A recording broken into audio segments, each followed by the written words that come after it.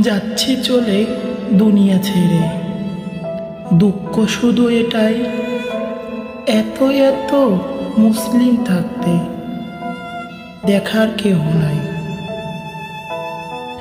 কি দোষ করেছিলাম আমরা সাধারণ জনগণ, যে কারণে হলো আমাদের গণহারে মরণ। ফিলিস্তিনির দুঃখ শুধু ফিলিস্তিনি জানে, ফিলিস্তিনির করুণ আওয়াজ যায় না কারো কানে। মরে গেলেও ক্ষতি নেই, করেছিলাম একা লড়াই।